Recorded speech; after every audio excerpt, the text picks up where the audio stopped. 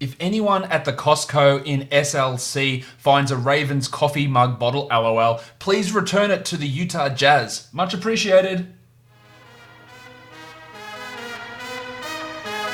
You are Locked On Fantasy Basketball, your daily fantasy basketball podcast, part of the Locked On Podcast Network, your team every day.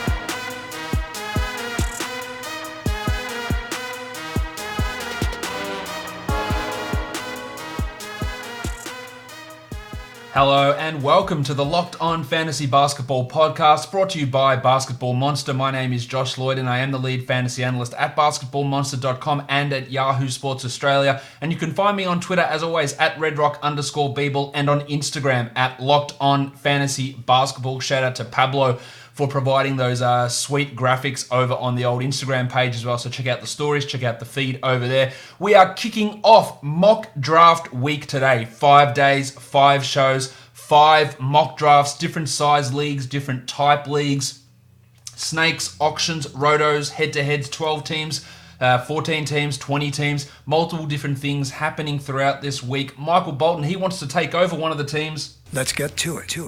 Let's get to it indeed. But Mick, before we start on the actual mock drafts, a couple of news items. Media days have begun in the NBA. A few things that are important. In Atlanta, the Baptist John Collins and Fanapants Kevin Huerter have reported back with injuries. Huerter has some knee pain and Collins has a hip strain. They are going to be limited in training camp preseason. We don't know exactly. Alex Len also dealing with a back issue that's going to keep him out some time, whereas Cam Reddish is clear to go. This doesn't bother me with Collins or with Huerter heading into the season. I'm still viewing them the exact same way. What it might do is it might drop them down the board. It might make Collins into a back-end third-round guy, which is great value if you end up getting him there. This does not bother me with the Baptist's hip strain injury at all at the moment. The other big news that came out was the Clippers media day. 2 things. Paul George and his shoulder. We have always said, or I have always said, that we're expecting a November return for Paul George, and he came out and said that, but wasn't confident. He said he'd be a return in November-ish, which is not a great sign. Surgery on both his shoulders in the off-season.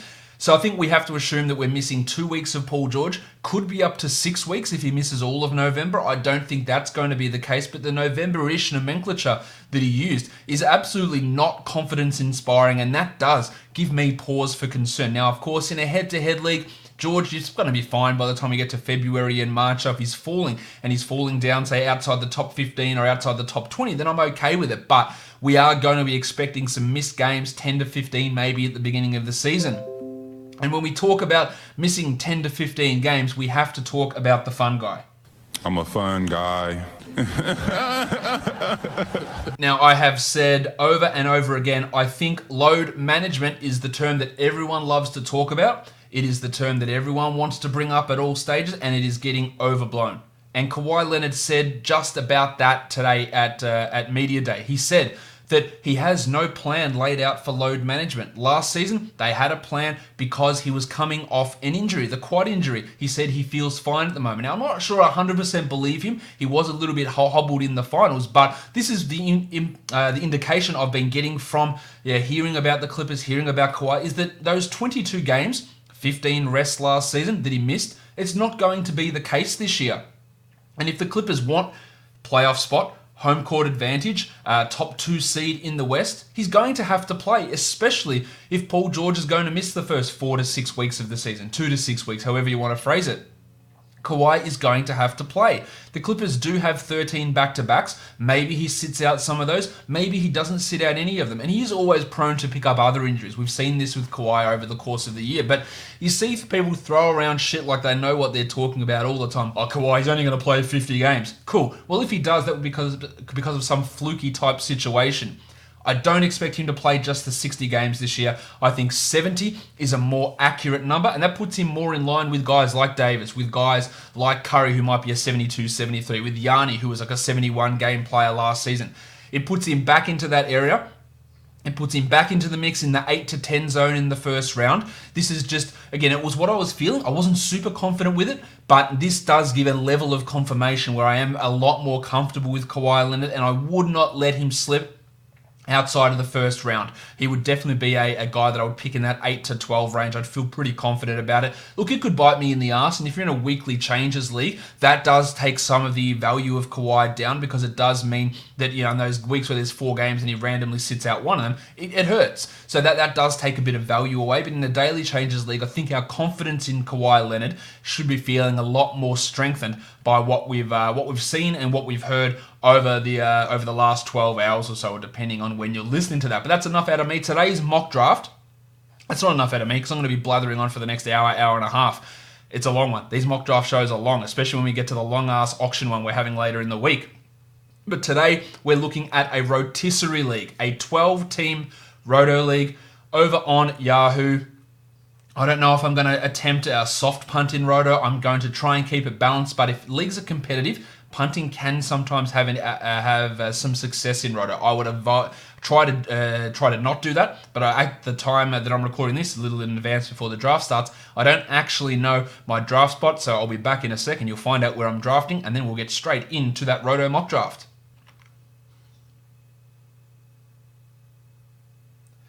All right, so we're here in the draft. I do have the number 1 pick in this draft. It is a 9-category Roto league. So that is something to pay attention to. Now, I'm not going to be paying massive attention to turnovers. You know that if teams are competitive, their turnovers will generally be higher. Teams do tend to drop out in Roto leagues. They pay less attention, and their turnovers, their number jump up. So you don't need a 10 or an 11 in that category to actually win a league. 5s or 6s, 3s and 4s can sometimes win as well. So I'm not paying massive attention to turnovers here. In fact, on Basketball Monster, you can do weightings for categories. I have left turnovers on. I haven't fully punted it. I've turned it to 0.5 in terms of weighting for the turnover category. For this 9-cat Roto draft, I am at pick number 1. Shaka Hack is in. The whole squad is here. I am pick number 1, and I could have now. I've said this plenty of times, numerous ways to go. In a Roto league, if I've got pick 1, I do like the well-roundedness of Anthony Davis and Karl Anthony Towns.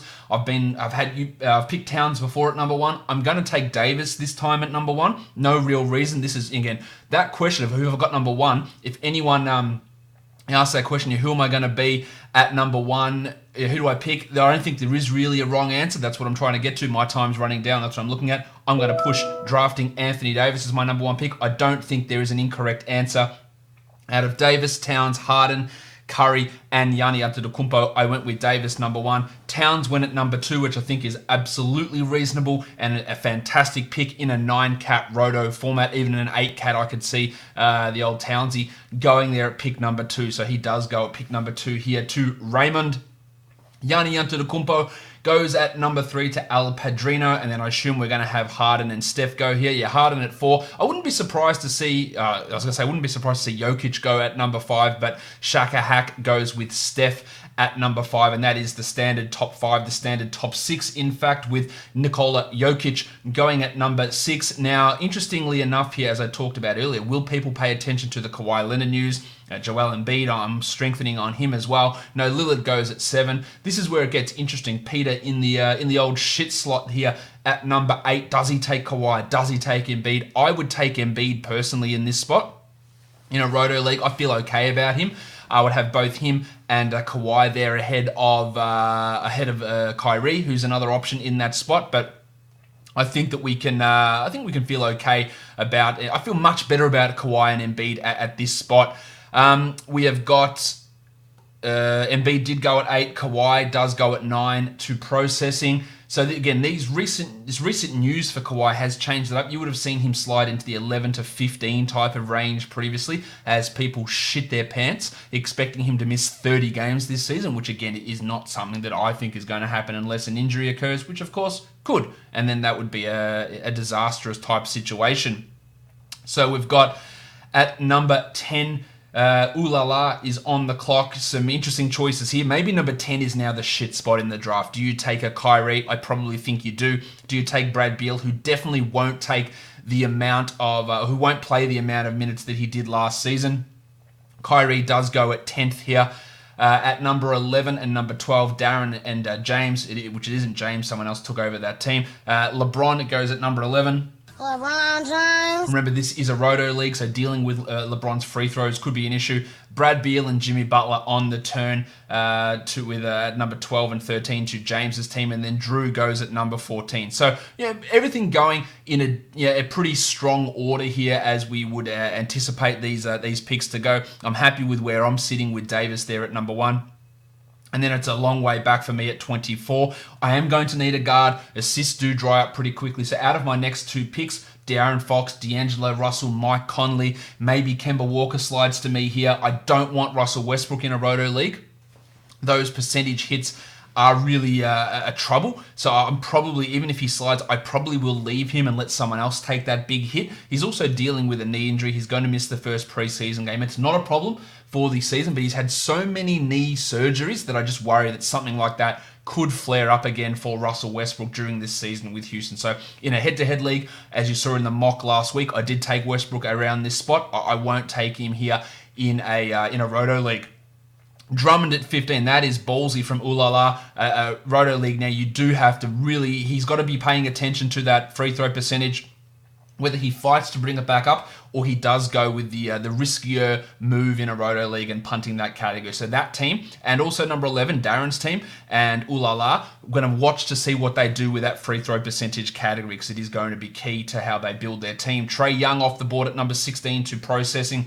Really strong start from processing. And as you can see here, Paul George just remaining there. Now, if Paulie George falls to 24 or 25 with me, I will take him at that spot as well.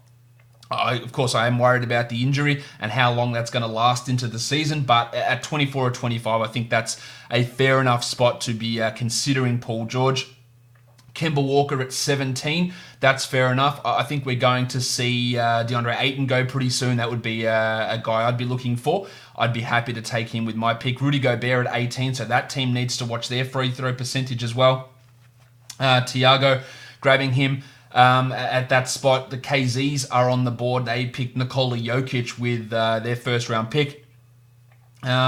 Where else are we at now? All right, so that was now that is aggressively early for De'Aaron Fox. That is a ballsy move. I don't know what the right term to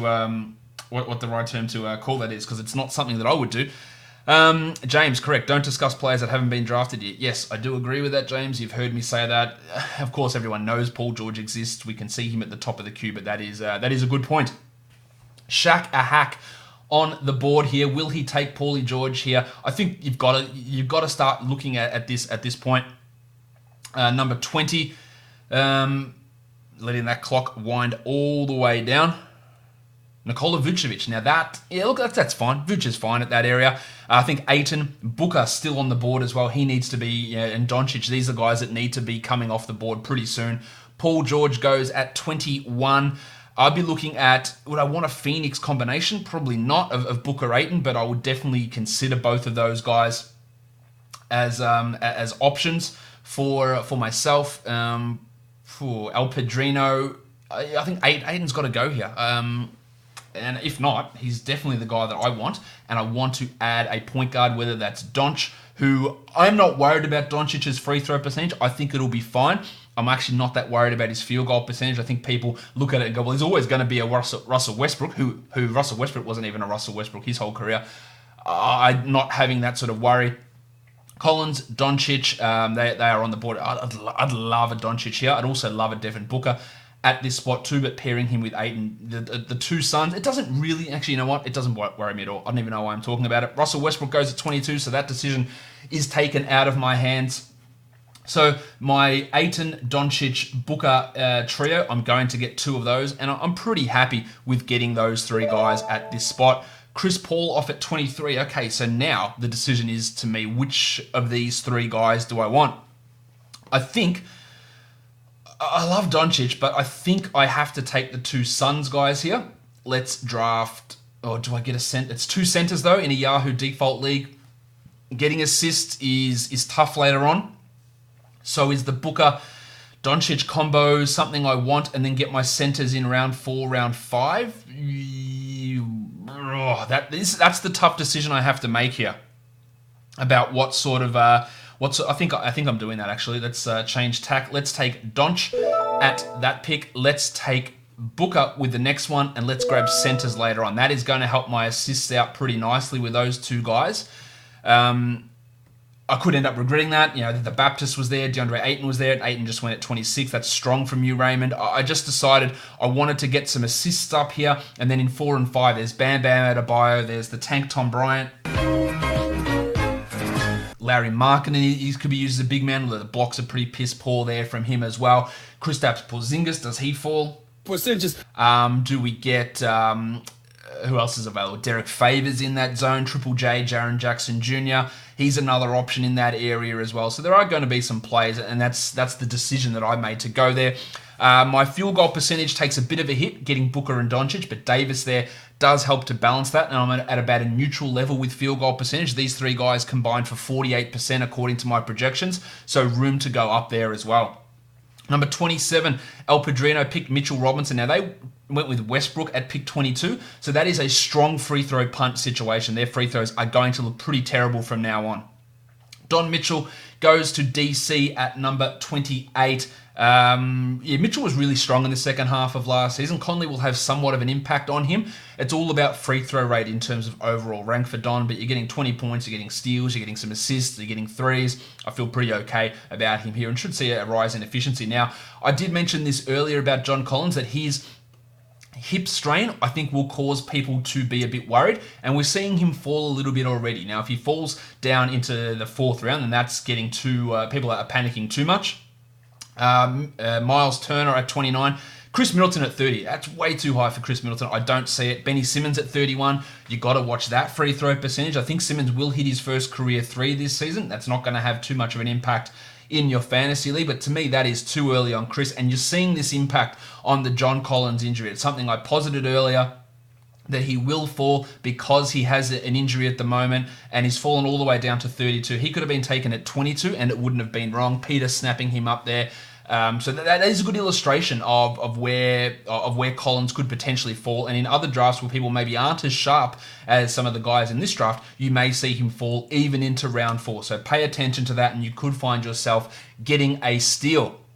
It is interesting with the amount of bad free throw shooters early on. Mitch Robinson, Benny Simmons, Russell Westbrook, Rudy Gobert, Andre Drummond. That again, if those 4 get spread out amongst 4 different teams, then it means that, well, they might be punting free throws, but it means also the best of those 4 gets 4 points instead of 1 point. And in a Roto league, that's not bad.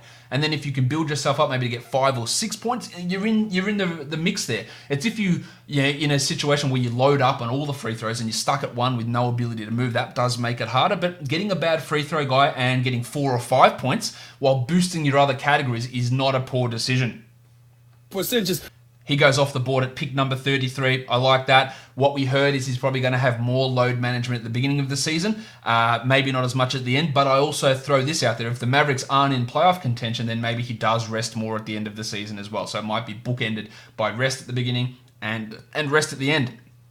Mick Conley goes at 34. Draymond Green at 35. Nothing controversial about those picks. That's the right spot for both of those guys. Whoa, that is early for Triple J, Jaren Jackson Jr., number 36. I think that is too high for him.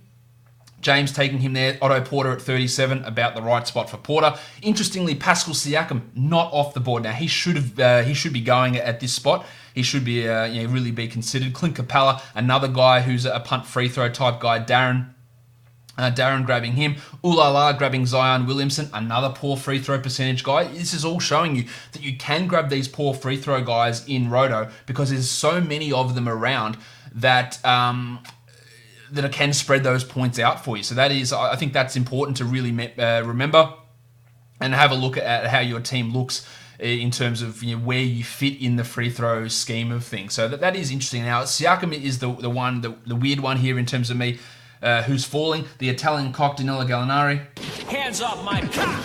He's still around. Kevin Love's still around. The two always big sliders whose value on a per game basis is higher than their total value. There goes Siakam at number 40. I think that's some pretty good value. I like Tom Bryant coming up. I like Larry Markkinen coming up for me.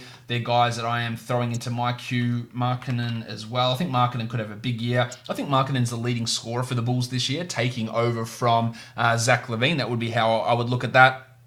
LaMarcus Aldridge, also a really, really strong option here for a Roto league with his strong percentages. Same with Adebayo. These are all guys who I think are going to fit pretty nicely with what I want to do. At least want one of those guys. I am still 7 picks away. Who is on the clock now? Processing took Pascal Siakam. Peter at 41, making his move. Covington's on the board. Now Tatum, X rank 37, too high. Rank 25, nonsense. Buddy Hield, rank 22, nonsense. They are poor decisions if you're making those selections there. Bob Covington goes at 41. His value almost exclusively coming from steals, but that can be helpful.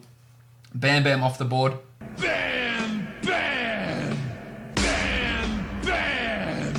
So Bam Bam goes at 42. Toby Harris goes at 43. You know I'm not as high on Toby as others, but he will provide solidly efficient scoring and good amount of points, solid threes. Just those other areas can tend to lack. Eric Bledsoe at 44. Smart pick by Shaka Hack there. I think it's actually, is it Shaka Hack? Yeah, 44. And D'Angelo Russell, wow, he fell a long way down to number 45. I think he can be a third round guy, but again, people are obviously paying attention to his turnovers. All right, so D'Angelo at 45. I'm 2 picks away. I've got 3 guys in my queue, so I'm going to get at least one of those guys as a big man, which is what I'm looking for. Rebounds and assists and points are the hardest categories to come by. So I'm looking at probably Aldridge as the guy that I want here with this next pick. And then Markkanen and Tom Bryant, do I go that direction? Do I grab another point guard if Kyle Lowry's there? He's someone that I'm keen on as well. So if I can get Lowry and one of these big men, although Lowry is dealing with a thumb injury still. Lowry Markkanen off the board, by the way. Lowry's still dealing with that thumb issue, which caused him to pull out of Team USA for the FIBA World Cup. I'm not worried too much about him beginning the season, but it is something to pay attention to. Lowry Markkanen off at 46 to Team Padrino, and then Lowry goes at 47 to Raymond. So that screwed up my idea there. Let's go with, do I want Big Tom Bryant or do I want LaMarcus? I think I want LaMarcus because I want the extra scoring that he brings. Absolutely putrid in terms of steals, as is Devin Booker. So that's going to really hurt my team. I do need to grab some steals guys later, but let's grab LaMarcus here, add him to my team, and then with the next pick, what I'm looking to do, now I do probably need another point guard at this spot. Do I grab Malcolm Brogdon, who can be an elite point guard in terms of Roto because of his high percentages? He's a guy that, has some poor assist numbers in Milwaukee over the last couple of years. Do I get another big like the tank, Tom Bryant, or do I grab that assist guy? Let's go with, was it Zach LaVine? The decisions.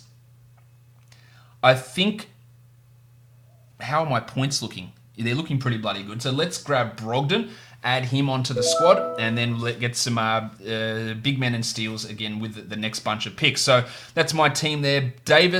Anthony Davis, Devin Booker, Luka Doncic, LaMarcus Aldridge, and Malcolm Brogdon. Brogdon gets that boost in a Roto league because of his super strong percentages. The Rooster, the Italian cock, Danilo Gallinari. Hands off my cock! He goes there at pick number 50. Who is on the board now? Al Padrino. I do need steals. I'm really struggling in the steals category, so I need to get some steals. Someone like a Derrick Favors is a decent steals guy as a big man. Terry Rozier could help me there. Larry Nance. I think with my combined free throw percentage on my team is 83%. Taking Nance to get those steals is going to be something that is on the board for me when we get back around to my pick at the end of round 6 at 72-73.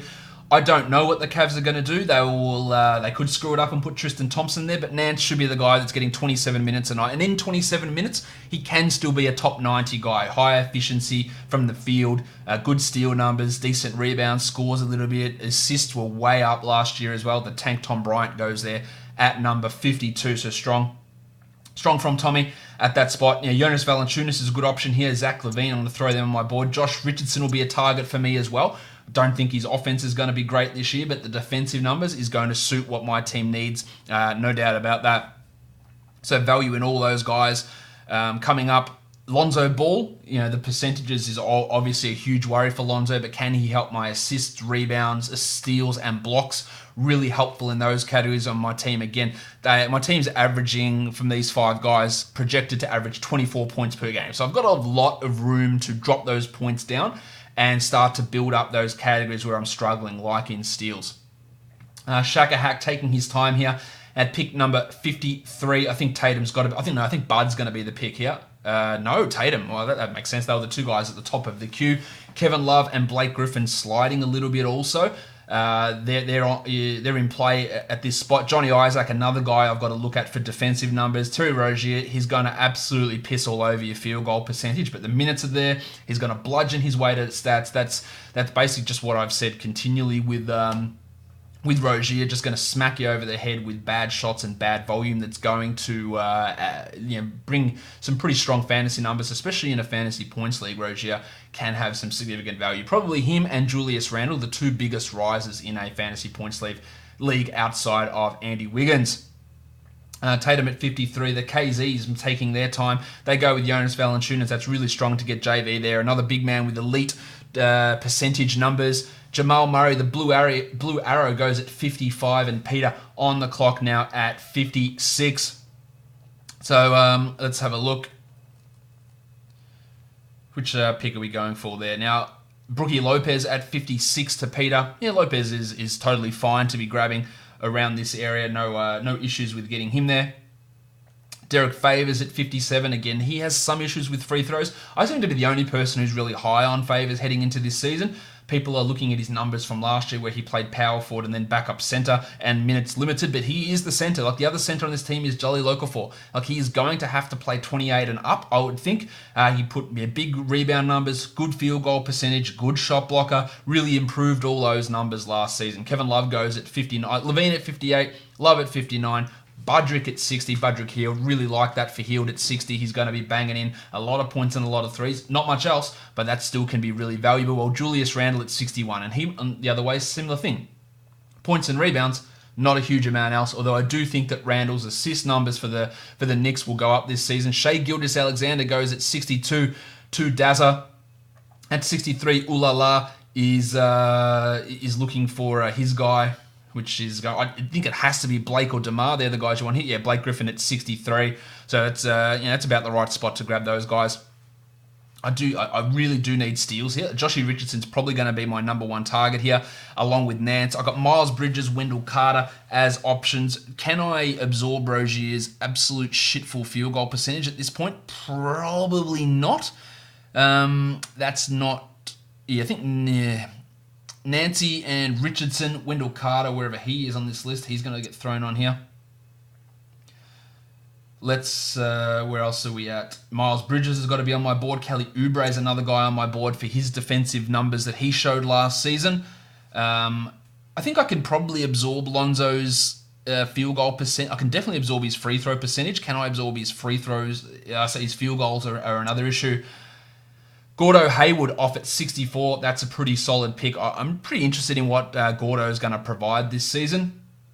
I think that a bounce back is not necessarily 100% likely, but in a pretty decently likely. Maybe that's the best way of spotting it. 65. Peter, he is on the board or on the clock here. Why do I keep getting that phrase wrong when I'm doing these mock drafts? All right, so I really do want some steals with my next pick. So I do need to, is it Richo? Probably is. Is it Richo and Nance? And that really gives me a nice buffer there on my steal numbers. Johnny Isaac goes at 65. Pete, I love Johnny Isaac. Maybe he's the right guy there. I think it's probably a little bit early, but hey, not bad. And I think people, this happens a lot, is I love a guy like Isaac, and then he gets overhyped too much, and I end up not drafting anywhere because people go too high on him. It happened, I can't remember who it happened with. John Collins, I think it happened with last year, where he came out initially in the ranks at like 100 and went, yeah, smash the shit out of this. And then he came into like 30 and went, you know what, that's too high. So that does happen. I get the feeling that maybe Isaac and Shea could be becoming those guys this season. CJ McCollum still on the board, rightfully so. I'm not massively high on him this season. Another guy I can get at my round 8 pick perhaps is Delon Wright or maximum Derek White.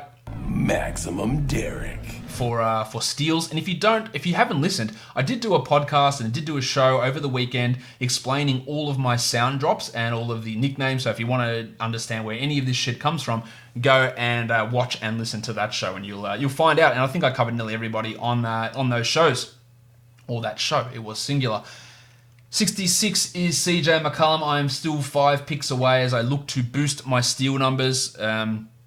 It's always the problem with Aldridge. He helps your percentages, kills your steals, but steals are something that can be grabbed later on in the draft. There is some value in waiting a little bit on those numbers. You can get those players, which is what I'm hoping to do with my next couple of picks. Ravishing Rick Rubio could be on the board, but I do need... Now, this is interesting that I drafted Davis and Aldridge.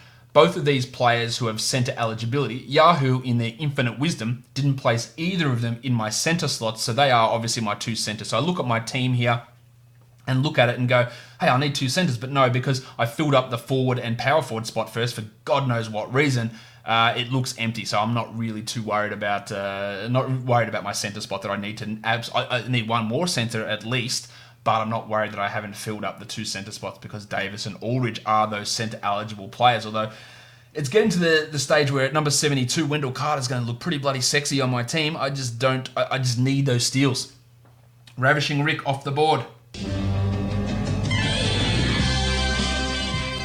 So Rubio off at 66, Wendell Carter at 69. Giggity. Kelly Oubre at 70. Raymond, your turn to try and thwart me. This is going to be for me, Nance and Richardson at these picks. If what's his name, Raymond does let me go through with it. Lonzo Ball there at 71. Okay, so this is going to be Joshy. He is coming to me at this spot, and Laz Nance. And that helps my steal numbers. Now, I can absorb that free throw percentage from Nancy. 74 for Horford. Look, it's probably too early for Nance, to be honest. If you want to be realistic, maybe there was someone else I could have gone for there. I just wanted to really start to secure my steals. And even if Nance plays 26 minutes, he will be helpful. And I don't pick again for 20 more spots. So that does help to build my steals up. It ends up hurting my blocks a little bit. It hurts my overall threes, which I need to get with my last couple of picks. But overall, the way my team is tracking at the moment, I'm pretty okay with how things look at this point. I do need to start hitting on some of these later picks. Rozier, will just stick him into the queue just in case. So we just need to check on the team. But overall, my assists look alright. I'm tracking solidly. Percentages are strong, which is always a good thing to build up early in a Roto league because that can be hard to deal with later on. And let's fill in some of the counting stats with these next couple of picks. I've got 3 more picks to fill out my starters. In a Roto league with your bench, because of 82 game limit situations, you can be looking at your bench as more of a stash area. You don't have to use these guys every night. You only use them when one of your 10 guys either struggles or gets hurt. So, looking at those guys as almost an extended injury reserve is pretty important. Marvin Bagley at 76, Jeff Teague at 75. My name is Jeff. Bagley probably slipped a bit here. Teague, maybe a little bit early, but absolutely nothing wrong with that pick. Again, getting point cards can be pretty hard. Everybody is avoiding Rozier here because of the field goal percentage, because it's rotisserie, and I understand that. I think we're getting to the stage where he has to be taken. It would be hard for me to take him, but at this point, I think if I was looking at around pick 80-ish, I would be looking at Rozier in this spot as a 20-point per game guy who can rebound, steal, and get some assists. That can all be pretty useful. Delon Wright, another guy I can be looking at later on to help boost my steals. He's still around. McCall Bridges, another guy who can help steals. Karis LeVert around to help assists if I need that. I need those numbers. But my assists and my percentages and my points are looking the strongest out of all my categories. And then need to build up some boards, some threes, some steals, and some blocks. Sabonis goes at 77. The KZs are on the board at number 78.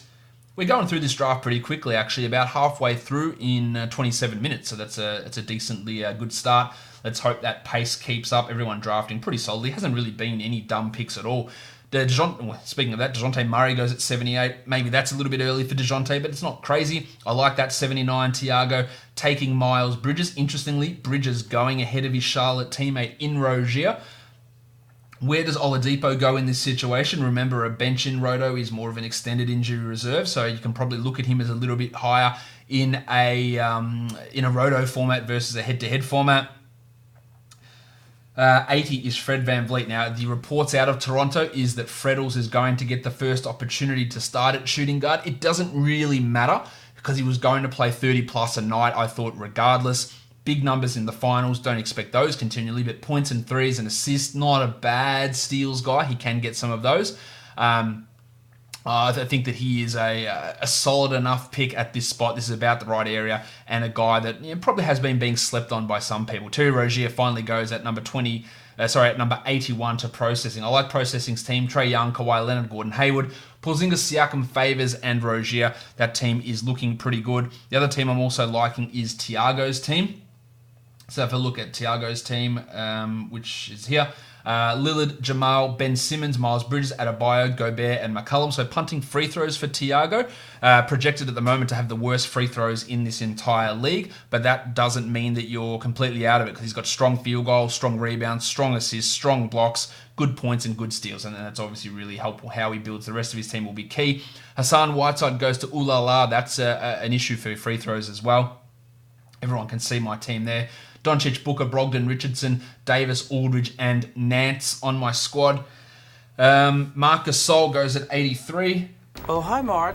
That's about, I think, the right spot for Gasol in this area. Jarrett Allen at 84. I'm really worried about what the Nets are going to do in terms of that center rotation with DeAndre Jordan. I think it's going to be a 24-24 situation for a lot of the season and alternating starts at times. Jingling Joe goes at 85. Delon Wright goes at 86. Someone said to me, Josh, why do you keep saying that Ingles is a steals guy when he's really not? So I apologize to that guy. He's not a bad steals person. He's not a good steals one, but I was putting him up in the Delon Wright type territory, so I do apologize for misrepresenting Joe Ingles and his steals proficiency. We are 9 picks away from my turn. I don't really know what I'm looking at here. Maybe it is maximum Derrick that I'm looking to grab. I wouldn't mind getting the Undertaker, Dwayne Dedmon, to help my block numbers, although I worry about how the Kings are going to use him, so I'll throw him into the mix. We'll throw Derrick White onto the list. Ja Morant. Now, that's an interesting one because those field goals could be a disaster, but, Derrick White, maximum Derrick goes. Maximum Derrick. So let's throw McCall and Morant onto my list. Jeremy Lamb, also an option. Karis LeVert goes on my list as well. Thomas Satoransky goes down there. So I'm just adding some Q players. I do think that I need to get another big man, and I need to get some more steals. So that's what we'll be looking at. Maybe it is Morant, although he's not a great steals guy. Karis goes at 88. Dedmon gets me some blocks and threes and boards. He is going to be my number one target here at this spot.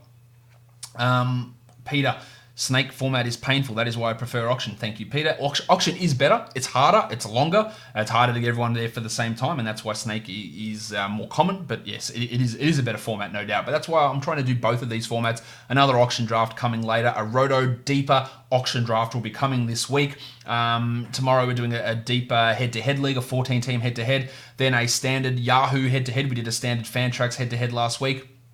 And then some more leagues, and I haven't completely sorted out what we're doing at the end of the week, but there is going to be a deeper auction for. I think there's going to be a 20-team snake draft in there as well.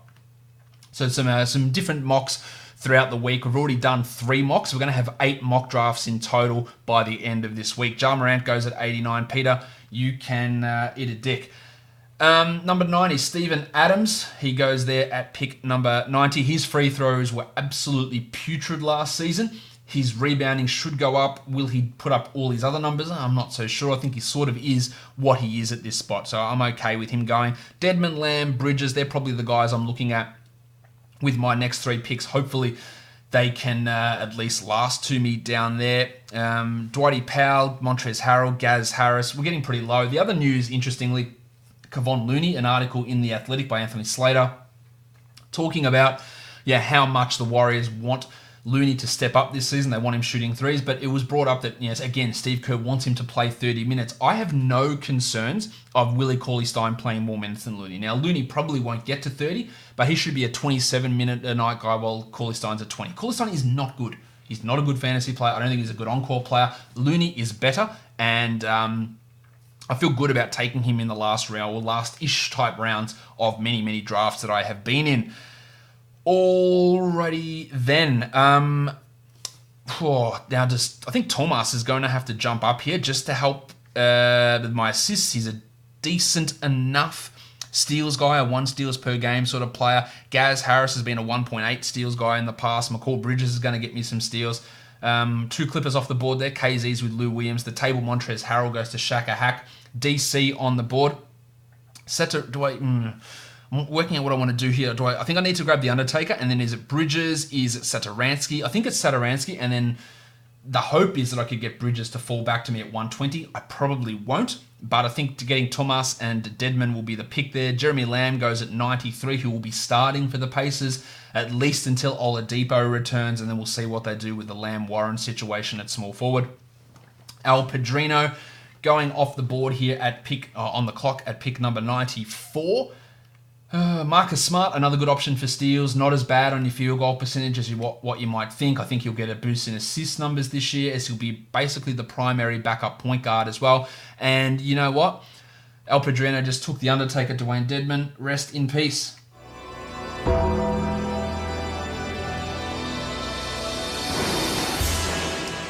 So, Gaz Harris as well. Nice, Gary! All right, so let's wind this clock down, because I want to take Thomas here with this pick, and I just want to wind it down so I can work out what I'm doing with this other selection. What am I doing in terms of getting steals, getting rebounds? Is it Looney? Looney's a pretty good steals guy. It might be a reach, but again, if I'm at the turn, you need to make some of these moves. So I might add Kavon and Thomas at pick 96 and 97. Again, it's going a little bit high on some of these guys, but let's just go with it. Thomas Satoransky at 96. Let's take Looney next, and let's hope we can get McCall falling down. But that's sort of what I needed, some rebounding numbers. I'm not picking again to 120. Looney wasn't going to be there. Wanted a big man who could get some steals, who could get some rebounds. I need threes, like, real badly. Like, my team is shitful in terms of the three numbers. So I do need to grab someone, whether it's Bojan Bogdanovic later on. Bridges can be that guy. There are plenty of steals guys, threes guys. Terrence Ross can come in and be that player. Peter, I thought you'd take McCall. Stop mentioning players' names for God's sake. But yes, I did want to take him. Who are we up to now? Al Padrino. McCall Bridges goes at 98, so there's that. I guess that hope is dashed. It was never going to be something that happened. But yeah, look, my team has taken a hit in the points column lately. Needs some blocks still as well. It hasn't been, look, number 1 is not the greatest spot to draft at, just given how big of a gap you have. I know it's great to get a number 1 pick, but as I've always said, number 5 is the spot that you want, because it means you could get a mid-round pick, you can see how things are going, and if a run of guys go, you're 10 spots away rather than 20 spots away from your pick, so that's important. Wiggins at 99, that's aggressive. Can both of his percentages come up? I'm okay that he went off the board. He is a top 80 guy in a points league, probably not a top 120 guy in a category league, so that's interesting. Ingram there at 100. I really am interested in Ingram for this season. The free throw percentage, again, is a concern, but depending on how your team looks, that can be something that is paid, you don't have to pay as much of attention to. My percentages are looking pretty strong. I'm not really caring about them at this spot, so adding someone like a Marcus Smart to my team, getting someone who can block some shots is going to be interesting as well. JaVale McGee now. We had Dwight Howard starting for the Lakers today. It doesn't mean anything. Yesterday in their scrimmage, it was McGee and Rondo that started. Today, Danny Green didn't start. They're trying out different combos, and I still believe that it will be McGee starting with LeBron, with Avery Bradley, with Danny Green, and Anthony Davis as that other guy. Marcus Smart goes at 101, so that screwed me. Thanks, Shaka Hack. Smart always seems to be underrated in fantasy leagues. 102 for Serge Ibaka, maybe a little bit high, but getting those blocks, again, you might just need them because they are drying up a lot here. Zach Collins goes at 103. He would have been another option to me, a really strong Roto type of a player. With his ability to be efficient, to hit threes, to block shots. At number 104, Pete, he is on the board. Oladipo still available. He is going to be someone that I think in this sort of an area, round 10, round 9 is where you should be looking at him. One of these teams should be taking that flyer on Big Vic Oladipo. Alex Leonard, 104, dealing with a back injury, as I mentioned earlier. I don't think it's too serious. Their other centers aren't good. That's Damian Jones and Bruno Fernando, so I think he should be fine. JaVale goes at 105. Yuck in terms of I wanted him. Victor Oladipo goes at 106. 107 is Davis Bertans. And this is what I mean. Picking at 1 is great to get number 1. But all these guys that I had on my queue, 20 spots, like it's a big drop-off in a range of 20 spots as to the type of players you can get. So that is making it tough for me. Who we got here? Patty Beverly goes at 108, which is not too bad. So who else? James is on the board now. So James took Beverly with 108. He's got his next pick here. Look, this has been a really competitive mock draft. Lots of smart picks, lots of people taking guys ahead of where they need to go. I don't like that pick of Batum at 109. I think he might actually be out of the rotation maybe in March. He might have a strong start to the season, strongish, but I'm really worried about what the Hornets are going to do. And if Monk shows anything, Batum's in real trouble. That's how I see that, because I'll just slide Bacon across. Dwight Powell is another guy I need to be looking at. Maxi Kleber will fit what I need as well to grab me some blocks and threes. He can fit. Bogdanovic, is he around? Yep, we'll throw him onto the list to hit some threes. Fanta Pants, Kevin Huerter. He is an option for me too. I need to add him to get some scoring in there. Who else have I got on my list here? Malik Monk's always a late round target for me. Saric could be someone that I look at in a later round here. So we'll throw him onto the queue also. The future MVP still available. Terrence Ross. Brandon Clark. That's way too early for Brandon Clark. I don't know what we're doing. Picking him at number 100. Fanta Pants goes. Thank you very much for nothing. Ooh la la. 112 is processing. Who are we going here? I think TJ Warren's got to go off the board here pretty soon. My threes are a disaster at this spot. I do need some threes and blocks. That's why Maxi Kleber is looking marginally appealing for me. It's probably one that I wait a little bit on, but he's a name that at least I'm considering.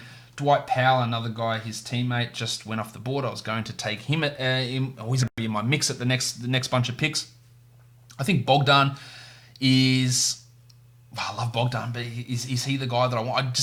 I need threes, which he's going to provide. I need blocks, which he is not going to provide. So that does make it a little bit difficult. The future MVP still sticking around there at number X rank 99, which again is too high. The news on Kuzma as well for his injury, a stress reaction in his leg. He's not playing in the preseason. Won't be ready middle of October. I think he misses regular season time personally. That's what I've heard from talking to some Lakers people. That's not confirmed, of course. And I don't see him as a really high profile, high priority fantasy guy anyway. So we shouldn't be getting too excited about old future MVP Kyle Kuzma. TJ Warren goes at 114. Enes Kanter at 113. I didn't mention those guys. We've got pick 115. Bogdan goes, which is absolutely annoying for me. So this is going to start pushing me into the do I want Maxi Kleber type area of the draft. We're into a pretty dark area in terms of the draft here. Dan Green, Jaylen Brown are they guys we look at. Danny Green should be someone who can block shots as a guard, so I will absolutely consider him at this spot. Justice Winslow, it looks like he's coming off the bench, but I think his numbers will be okay. It just does put a ceiling on what he can do in terms of playing time, which is, I guess, some sort of cause for worry. Taurean Prince looks like he's going to be a starter in Brooklyn at power forward with Rowdy Rodion's Kurok's likely, not likely, in some legal difficulties, but looks like Prince is going to start. I wouldn't expect him to have anywhere near the same sort of role that he did in Atlanta, but at least the minutes will be there, so he comes into play a little bit more as well. I think Jeremy Grant at 116 feels early. I just don't see it for him with all those players in Denver, as opposed to how that front court shook out with the Thunder last season. So I'm not sure on Grant at that spot, but he can be a solid enough blocks guy who hit threes at a higher level. But yeah, look, Olynyk at 117. Hey, maybe Winslow comes for that spot. I think Olynyk otherwise would be the starter. Jim Johnson is still around for the Heat. I do like Olynyk, but Spoelstra has had a history, as has all of his coaches, of being really, I guess, random in terms of how he plays, when he plays. He finished last season pretty strongly, Olynyk. Doesn't mean that he'll start the year the same way. Terrence Ross is someone that I am interested in at this spot. Dan Green also just getting some of those threes onto my team, which I do really start to need on my squad to boost that number up, because it is an area I'm struggling in, and I need those blocks, which is something that Green can provide. So maybe Dan is the player that we're looking at here. JJ Redick just goes off the board at 118. Raymond, he's about to come in. Rudy Gay goes at 119. All right, so what do we do with these two picks?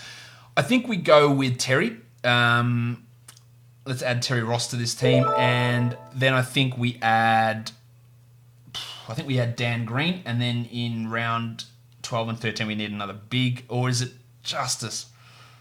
Oh, no, let's take Justice. Let's go. Let's grab Justice Winslow at that spot. Don't know why I went away from what I was thinking. But, it's just, again, this is a bench spot. This is my 11th pick. He sits on the bench. He doesn't have to play every night. If it works, it works. If it doesn't, then I screwed up. Green is probably not going to make it back to me again. He would be an interesting player, but I'm not... I think there's some trade value in Winslow as well. Now, I don't ever draft someone for trade value, but I think there is, as you can tell by people being pissed that I took both of those guys. So there is some appeal there. The Padawan Colin Sexton's going to be another option. Maxi Kleber is definitely someone that I want to be able to fall to me at my next pick in round 12 because he does fit what my team wants. So my team at the moment, Anthony Davis, Devin Booker, Luka Doncic, LaMarcus Aldridge, Malcolm Brogdon, Larry Nance, Joshy Richardson, Kevon Looney, Terry Ross, Tomas Satoransky, and Justice Winslow.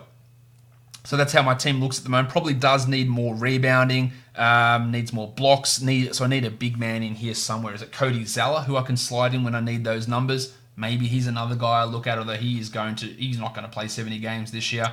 He's going to be rested. We've heard the Hornets say that. He's really good, and his backup's are shit, but he gets injured all the time, dicky knee, and not someone that we can rely on. Paul Millsap at 123, not massive on Millsap for this season, but at this spot it's fine. On your bench, no worries. I just think he's going to be pretty limited. Saric at 124 is a smart pick from DC. I like that one. Eric Gordon still around. Jaylen Brown still there. Chetty Osman, another option. Yucca Poodle, someone who I like, who I might be grabbing. I'll throw him there. He could be a late round pick for me. 20 minutes a night, field goals, blocks, rebounds. At a minimum, he can be 20-minute a night guy. Can he be 24? That remains to be seen. But there's a possibility, given, again, the other centers on the Spurs are Chimezie Metu. That's the other center on the team, unless we're going full-time Aldridge at the 5, unless he decides to piss his pants and complain. It would be best for the team, but he has complained and Pop has been against that at times. But maybe with Damari Carroll and Rudy Gay there, it just forces him to play at center. No other centers, two guys who are fours who can come in and play that role. The addition of guards like DeJounte Murray back into the mix, maybe an ascending Lonnie Walker, means DeMar's exclusively a 3. Maybe that's what they do. Smoke Joe Harris goes at 125. To which team was that? The Shaka Hack. And then we have... actually, let's drop one of these for him. Big Shaq. That's for you, Shaka Hack. We're at 126. I can see Thad Young going here. I can see the future MVP going here. Marvin Williams at 92 is a nonsense rank on Yahoo. 119 X rank. He is just not going to play anywhere near as much as he played last season. Evan Fournier should be in the mix here. Same with the Iron Shoulder, Goran Dragic, and there goes Fournier at 126. Tiago, who's got one of the best teams going around so far, he went with Yucca Poodle. He's obviously really keen on him, and that is annoying because he grabbed him at that spot. But that's strong from Tiago, who's already punting free throws, which is a bad category for Poodle. So that does help his team out there. Looking really, really strong, projected to be the best field goal and rebound team. So is it overkill that he's already the best in those categories and he's adding another guy that adds there? Maybe. We'll see how it works out. Could it be a waste of a pick? Yeah, I'm not so sure. His team looks pretty strong. At the way things are currently sitting, he's projected number 1 with Michael Bolton and me equal second. Who's Michael Bolton? Someone's changed their team name. I don't know who the Michael Bolton team is, but it's coming up different on my draft tracker versus the Yahoo screen. Cody Zeller piss off. Eric Gordon at 128, Cody Zeller at 129, Jaylen Brown at 130. So both of those, that Zeller pick I like. Not sure about Gordo. Jaylen Brown is fine at that area. Dazza up now at 131. Who else do we have? This is where it's starting to get, we're getting pretty deep into the draft now. Malik Monk is going to be a flyer option at some point for somebody. You should be looking at Darius Garland as a flyer option. You can take RJ Barrett in that spot. Dwayne Bacon is absolutely in the mix. Rui Hachimura. I'm going to throw Bacon onto my list. I'll throw Rui on there as well. So Danny Green at 132, that's annoying. At 131 is DeAndre Jordan. 132 is Dan Green. 133 is Willie Cauley-Stein. Thad Young's got to start being considered as well. I think Sexton and Garland, old Sexland, they need to start coming off the board pretty soon. So we'll throw them onto my thing. Let's throw Barrett on there as well, just loading up a queue of guys. Kent Bazemore at 134. I think it's going to be Rocket Rodney Hood that starts at small forward for the Blazers. It could be Bazemore. He could also run some backup point guard, with their only other backup point guard being Anthony Simons, but that has yet to be confirmed or denied. Thad Young and Goran Dragic are falling too far here. Did I add Monk onto my list? No, I didn't, so I'm going to add him on there. Chetty Osman goes at 135. Thad Young will throw on there as well. He can really help my steals out. Which actually my steals have improved quite a bit. It's blocks that I'm more looking for now. So who are some block targets? Kleber. Kleber's got to be my guy here. Let's hope that he can fall down. Threes and blocks, two of my weakest categories, can rebound. He'll be a 25-minute-a-night guy behind Porzingis and behind Powell as that third big. I don't really see anyone else taking that away from him. Norman Powell at 136, an interesting stream type of guy. But yeah, if he doesn't start, it does really impact him, I believe. If it's a Zubats at 137, minutes are capped, but still can be productive in those categories you need. Landry Shamet goes to Tiago. I don't see really him as anything more than a three-point stream specialist. Maybe Tiago needs that. It's on his bench, but I don't really... He just does nothing else. Now, people have talked maybe he's the starting point guard. I completely don't buy that. I think there's a huge chance he actually comes off the bench. It would be ridiculous, but I think there is a chance that he could come off the bench. Joshy Richardson at 139, that's helping for that guy's steals, who is at the KZs, gets those steals in. Shaka Hack at 140. We are banging through this draft really, really quickly, which is awesome. Is my man Maxi Kleber going to make it to me? That is the story that everyone wants to know the answer to. Oh, you absolute dickhole. Oh, man. Maxi Kleber goes at 140. The Jedi, OG Anunoby. Hello there. Excellent flyer, and Anunoby at 141. Going to start in place of Kawhi Leonard, a guy that I loved as a rookie. Appendicitis, death of his father last year. They killed his season. I think he could be a nice steal streamer who can score a bit. I think he's really, really interesting. Here goes Thad Young at 142. That's somewhat annoying. I think I'm going to have to grab a rookie with one of these picks, just take a flyer on one of these guys. Goran Dragic is still there. Jesus, why is he still around? People are just not believing that he's going to be the starting point guard. I believe it. Kyle Kuzma at 143. What am I doing at this spot? All right. Torian Prince. All right, so let's have a look at... I think it's got to be Dragic. And then my final pick, is it Bacon? Is it Rui? Is it the Padawan? Bacon just does nothing. So let's go with... Now, these are my bench guys. It doesn't matter if it necessarily fits what I'm looking at. These are not blocks players. I would have loved Kleber. But let's take the Padawan Colin Sexton with that pick. Hey, it's just an upside pick. Maybe he becomes good. He probably doesn't, but maybe he does. I'm ending up with Sexton despite me... This is what I say all the time. I don't like the guys that play, oh, you're just a hater. But if they're available, I'll take them every day of the week. I don't pick players because I like them or I don't like them. It's all about what they're going to produce. And I'm getting Sexton in the late rounds in a lot of spots. 20 points per game was really strong from him at the end of last season. I don't think it continues, but can he develop those other areas? I'll take a chance. I'll stick him on my bench. I'll see how it works out. So that is my team done.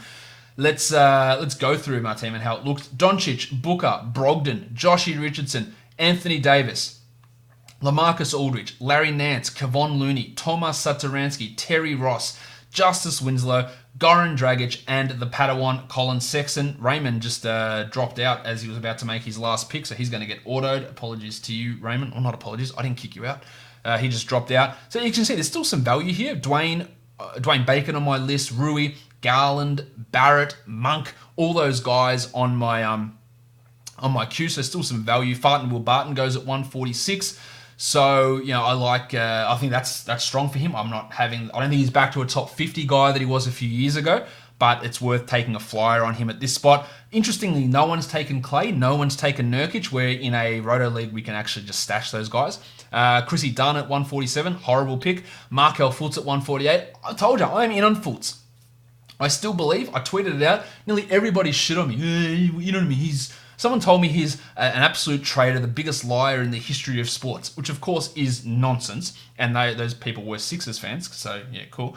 But I'm really interested in Fultz. I think he starts this year, not at the beginning of the year. 2020 portion of the year, I reckon he's the starter. I think he can be top 50 at some point in his career, maybe not this year, but I'm really, really big on taking Fultz as a last round flyer. Malik Monk goes at 149, PJ Tucker at 150, Jarrett Culver at 151 is a nice flyer upside. Interestingly, the Garland and Rui, both still available. That's really, and Barrett as well, really, really interesting.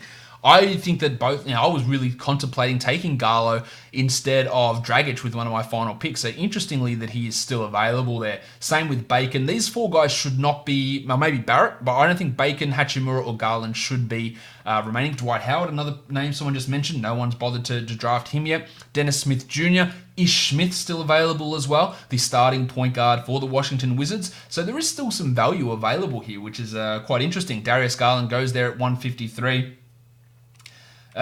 Troy Brown, who's probably going to miss the beginning of the season. Taurean Prince, another option which people should be looking at. Reggie Jackson, not drafted so far. I don't think there's any upside in Reggie. Derrick Rose, not drafted either. So there are quite a few other options here. And again, if I wanted more steady performance rather than taking Colin Sexton, I could have grabbed Ish Smith perhaps, but I just think the upside there on Sexo is a little bit higher. I don't think too many people would be able to debate that. Rui Hachimura at 154. Mario Hazonia, it's a me. It's me, Mario. And then Kyle Anderson is your final pick in the draft. So some interesting players undrafted. Harrison Barnes, the pencil, Barnesy.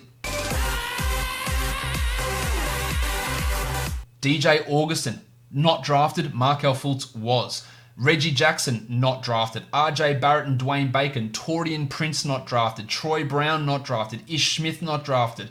What other players? Marcus Morris, not drafted. That's no surprise. Yusuf Nurkic and Klay Thompson, not drafted. The Duck, Luke Kennard, Derrick Rose, not drafted. Dennis Schroeder, fair enough, because he's shit. Dwight Howard, not drafted. So there's some players on the waiver wire still at this juncture in the draft. I'll be coming back in a sec to just wrap all this up. Just going to adjust my screen for the video. All right, so that does it for that 12-team, 9-category Roto mock draft. And I'm going to bring up the projected standings here according to my projections on Basketball Monster. And it is unbelievably tight with how these standings are looking. And it's really interesting to look at because you'll see my team come out and you look at it and go, well, why are they projected so poorly in terms of the standings? You had pick 1, but pick Team 1, Team 2, Team 3, Team 4, and Team 5, which is me. Tiago at 1, Raymond 2, Processing 3, Ulala 4, and me at 5 are projected for 64, 64, 64, 64, and 63 points. So basically a 5-way tie for first, and then in 6th spot, DC with 61 points, and Michael Bolton in 7th spot at 60 points. So 4 points separating the top 7 teams. That is insanely competitive. You got Darren after that, Peter, El Padrino, 3, and the KZs down the bottom of the list there. So that is massively interesting to me, just how tight it is at the top, and that can be swung really, really quickly. As you would notice, my turnovers, I ended up projected to be 7th in turnover points there. I don't pay attention to turnovers, as you're well aware, and I still find out myself in the middle of the pack there. Tiago's team punted free throws and threes and ended up the top because it's so insanely competitive. You can do that. He's strongest in rebounds and blocks and field goal percentage. But he does have room to move there because his field goal percentage is projected at 51%. The next highest is Processing at 49%. So a couple of those big men could go. His blocks at 809. 20 spots higher than Peter in that area, so he could afford to go. 6,100 rebounds, the next highest guy, 5'8". So he's got 300 excess rebounds that he doesn't need. He gets some points, he gets some threes, he could boost his value up there. So he's got a lot of ability to try and maneuver there. Whereas me, I've got 9 points in points, 6 for threes, 2 for rebounds, 9 for assists, 8 for steals, 3 for blocks, 9 for field goals, 10 for free throws, and 7 for turnovers. So, not as much flexibility as what he does, but looking to grab some guys. And the players on my bench, like Winslow and Sexton, if they don't work out, I can move them and try and grab a big man that comes up and get some of those defensive type numbers. So, that top team, we'll have a look at Tiago's team just to highlight that punt type situation that he had going. Lillard, Gobert, Bam Bam Adebayo, Miles Bridges, Jamal Murray, Ben Simmons, McCollum, Adams, Pirtle, TJ Warren, Zach Collins, Landry Shamet, and Jarrett Culver. So a couple of flyer types on the bench as well. His free throws project out at like 72% and threes only at 1.2 per game, where other teams are going at 1.6, 1.7 per game. So that's why he is right down there, guys. That'll wrap it up for the first mock draft of mock draft week, a Roto 9-cat 12-team league. Tomorrow is a head-to-head 14-team league, so we're going a little bit deeper with a head-to-head format, more punting probably coming into it there as well. Follow me on Twitter at redrock_bball and Instagram Locked On Fantasy Basketball, and subscribe. Go and hit the button on YouTube. Do it on Apple Podcasts, Google Podcasts, Spotify, Stitcher. Give me a 5-star rating or review. Leave a comment on YouTube. Go and give me the Dutch rudder wherever you can. Guys, we are done here. Thank you so much for listening, everyone. See ya.